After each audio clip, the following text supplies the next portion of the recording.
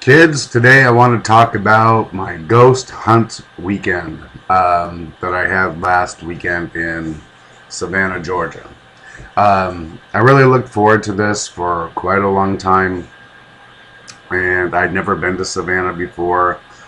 I intentionally never study anywhere I'm going to go when it comes to the paranormal. I always want to be surprised because I don't want to have any preconceived notions.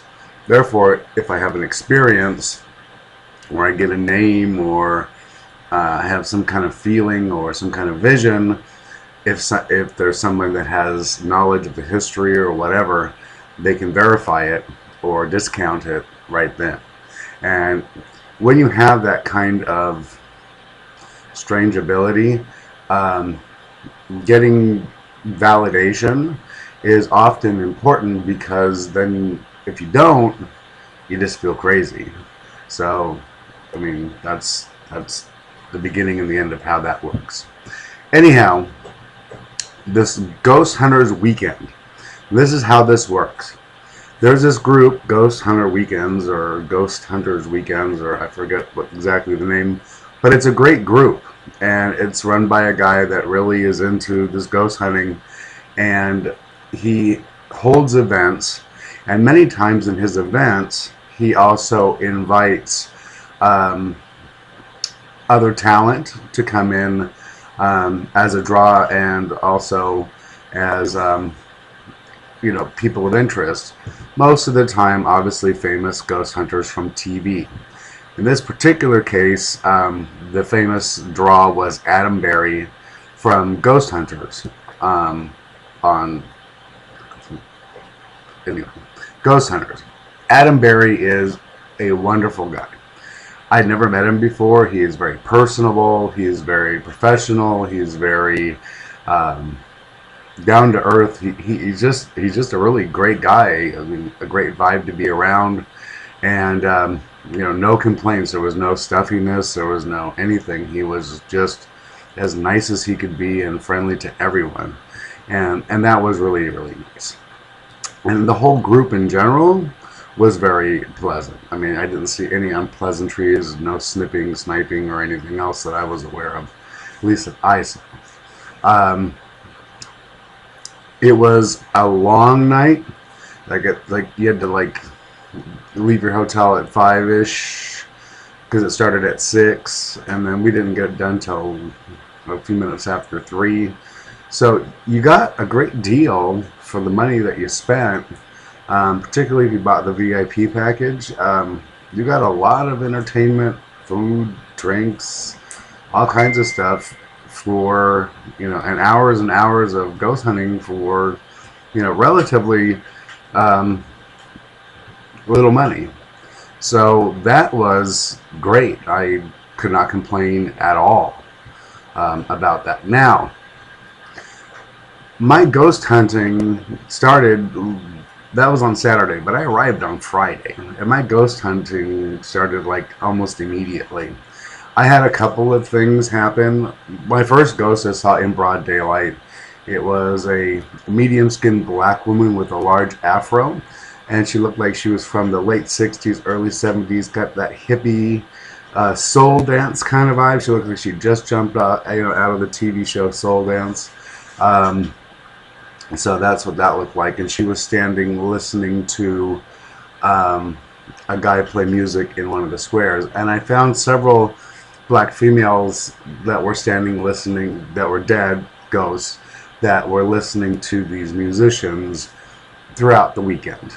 The other one that was most notable was a nurse. She looked like a nurse from the Army, possibly late 50s, early 60s, in her uniform, very serious, but totally enchanted with the guy that was playing the music. And I talked to him about it, actually, and he really kind of brightened up.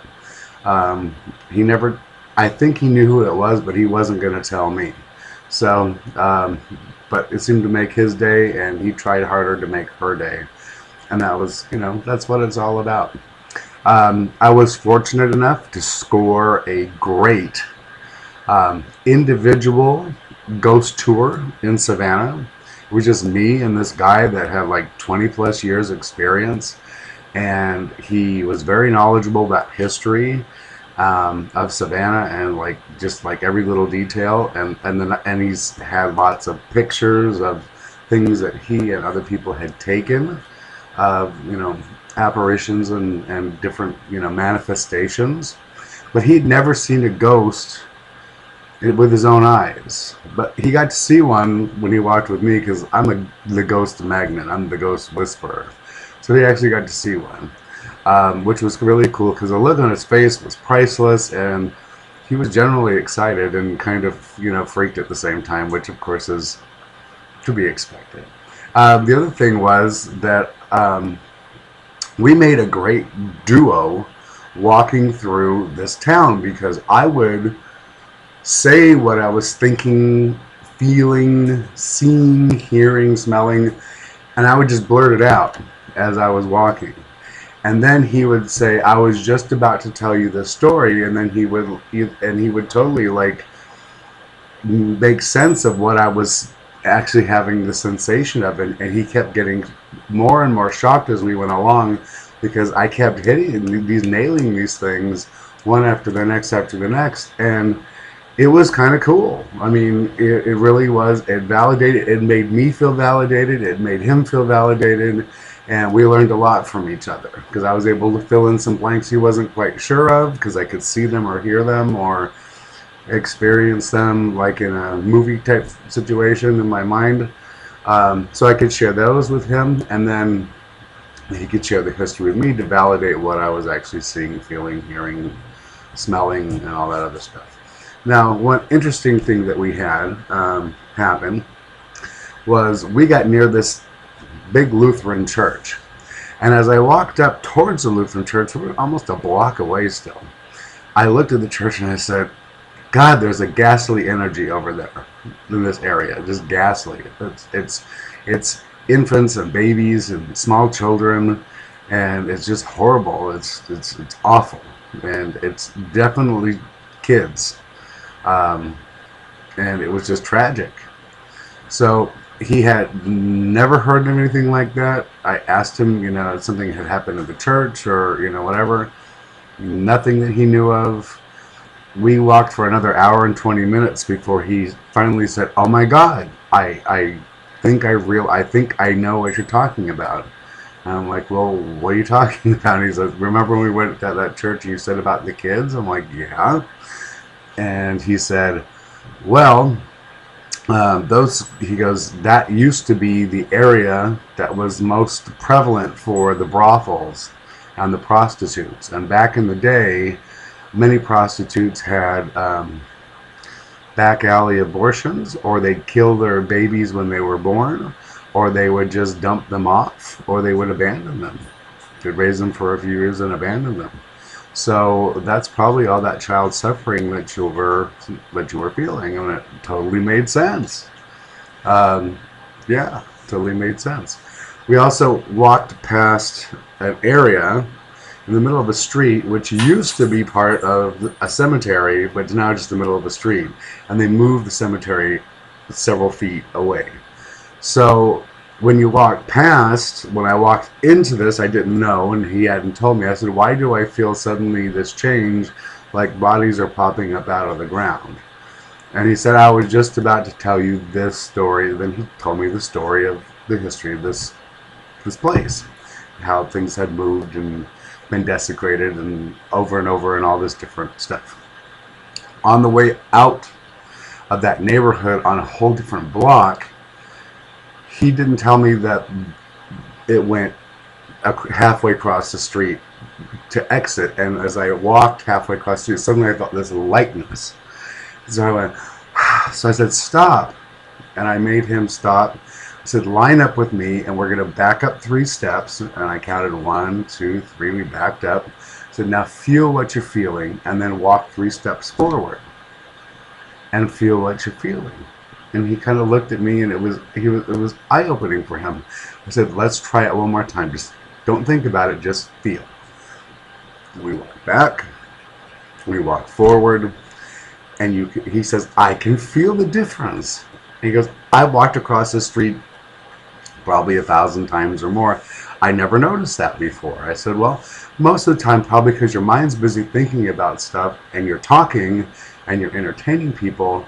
But if you just stop and, maybe once in a while just take a walk by yourself and just absorb it all, I said, you're going to find a whole new world to talk about with your customers.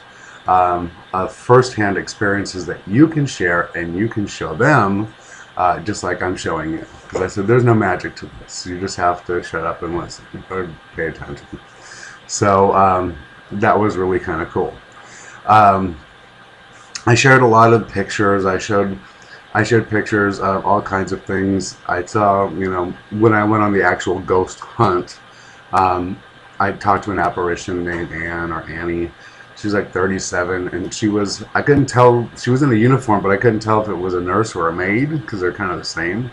But I talked to her, and I saw her, but I actually, when the camera went off, all I got was like this wisp of a white smoke kind of thing. And I took 2 pictures in a row. One she wasn't there, and one she was there. So, that was kind of interesting. But the most intense experience I had in Savannah happened on my first day, before my 3-hour, was supposed to be 90 minutes, literally turned into almost a 3-hour adventure with this guy, and I learned so much. And earlier in the day, I had gone on a very early afternoon restaurant crawl, doing small plates, because that's what I wanted for dinner. So I went and got oysters and clams and soup and salad and different little plates around. And there's a place, I was on Bay Street, and if you've ever been to Savannah, Bay Street's like on the high ground, and then it drops right off, and then there's River Street.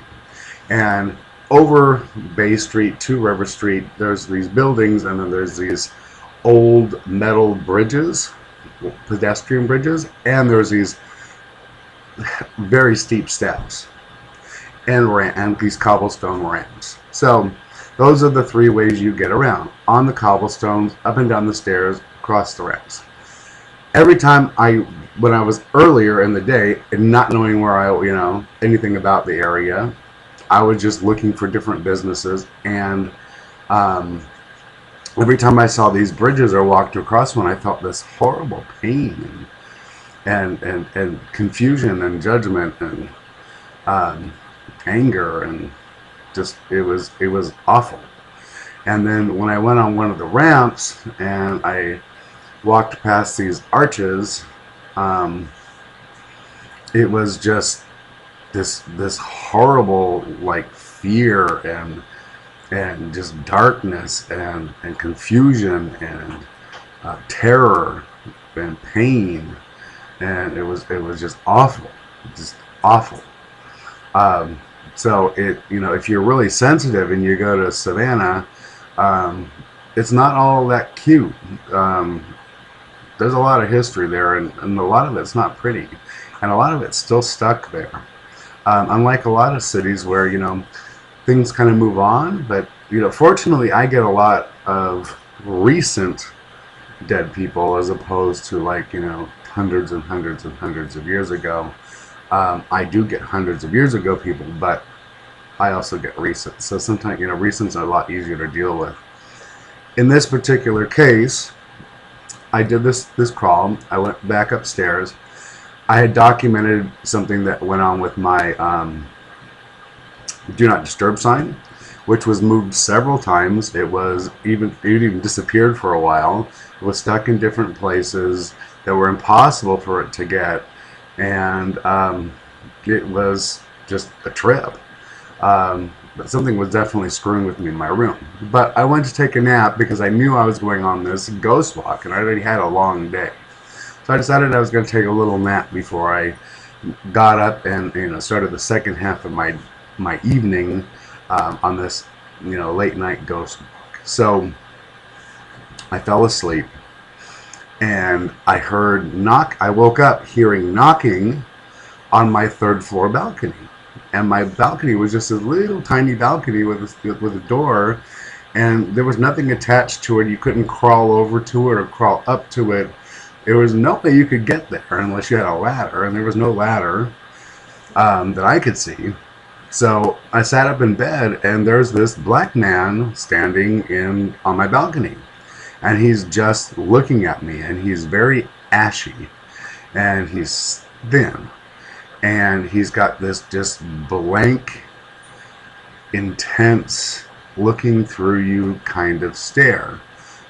And he was dressed in rags, essentially rags. Now, besides the feeling, besides seeing him like a solid person, dressed, feeling that gaze going through you, and starting to try to communicate with you without speaking, which some spirits can do, and some spirits actually speak. But he was doing that thing where he was communicating without speaking. So he was in attempting to do that as I was processing him being there, which was like, wow. Now, spirits can also smell. And, you know, some spirits will leave perfume smells or cigar smells or cigarette smells or whatever smells. This dude smelled like, oh my God, awful. How do I say this? You take the smell of death, lots of it, and you take that heavy smell and it's right there. So that's one smell. And on top of that smell, or intertwined with that smell, is the smell of, the best way I can describe this, if you've ever gone to a very poorly run old folks home or nursing home that is really poorly run and abuses their patients and neglects people, it smelled like that, concentrated into like a perfume concentration, if you get what I mean, as opposed to just like a spray. It was the perfume. It was this, you know, horrible smell of feces and urine and body odor and just bad breath and filth and everything all at once, mixed in with the smell of death, just blowing through my room with a nice cold breeze. But the door was closed, so there was no way that the air should be going that way at all. But he wanted to know two things, and this is the most intense experience I've had with a spirit in a very long time. I mean, really, on a personal level, I've had intense experiences with spirits who are in pain and agony and want to communicate with their loved ones or want somebody to stop mourning them or whatever it is. But this guy had no idea where he was. He wanted to know two things. Where am I and why? And the where am I was not hard to explain. Obviously, you're in Savannah, Georgia, and I explained, you know, based on where he came from, how that occurred. And then he wanted to know why. And that just broke my soul down. I mean, that really broke me down. It broke me down mentally. It broke me down emotionally. It broke me down physically. I kind of lost it, because how do you explain to someone that doesn't know what happened to them, like the whole history of slavery and why slavery happened and how it ended and how it's still, you know, not fixed, but it's better than it was. It was very hard, and I'm trying to get this guy some kind of closure so he can move on, because what I learned later that night, which I didn't know when I took the nap, was there was tunnels that went from River Street under my hotel to an alley behind the hotel where they used to bring up people for slave market. And then they had these other holding pens that used to come way inside near my hotel. And when the slaves, they'd take the slaves off only at night or in the evening when most people couldn't see or weren't around. And they would separate them into three groups. And the first group was the ones that were still healthy. They went immediately into a pen to be sold, to be cleaned and sold the next day.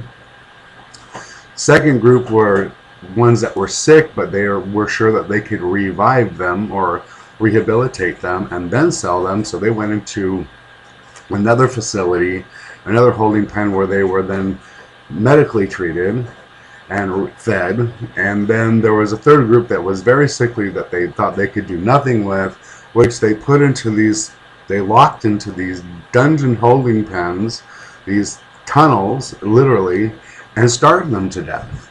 And then as they died, they would just cart them out in the middle of the night and take them away and dump them in mass graves.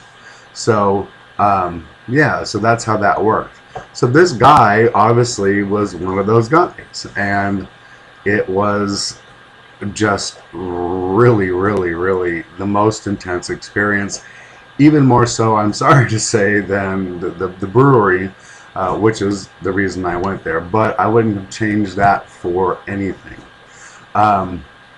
If you do go to Savannah, I can say, if you can get a private tour with somebody that really knows what they're talking about, do so. Because I booked a tour the first day for the last night I was there, and I ended up staying about 8 minutes and walked off because the kid had just started doing it. He didn't know what he was talking about, and and then there was a lot of people around, so they all brought their dead relatives who all wanted to talk to me, besides, you know, the ghosts and everything that we're supposed to be learning about and seeing. So I had all these people in my group, dead relatives, just yakking in my ears, and I was like, ugh, I've already been here. I got a really detailed explanation. He's not giving all the information, and I'm tired of talking. I'm tired of listening to these people's dead relatives. That's not what I paid for. So I just walked up. I went up to him and I said, I'm sorry, this just isn't for me. I gotta go. Bye.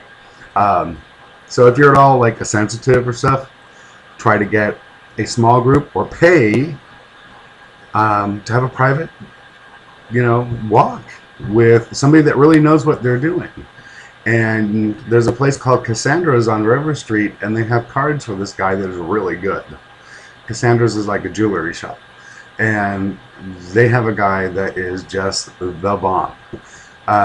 But, you know, try to get an individual walk, because it's amazing if you have any kind of abilities. If you don't have abilities, pretty much anything will do. They're all doing about the same thing. One claims to be better than the other, claims to be other, you know, whatever.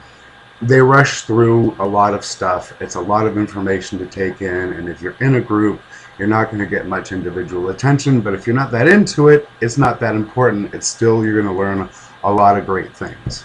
So I can highly, highly recommend that. So that was my weekend in Savannah. Now, one other thing that I wanted to bring up, which kind of set the tone for the weekend. I remember setting the tone. It's a miracle for my weekend, and I got a chance to bring my CDs and listen to my CDs. Now, the history of the CD collection is I have a music library, a digital music library that literally is so large that if you started playing it, you would have to listen for over 8 days before you got to the last song. That's how many songs I have.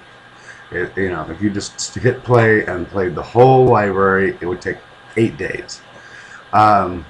And a lot of the music is 70s and 80s, but it's from the 50s up through some of the 2000s, maybe, you know, mid 2000s.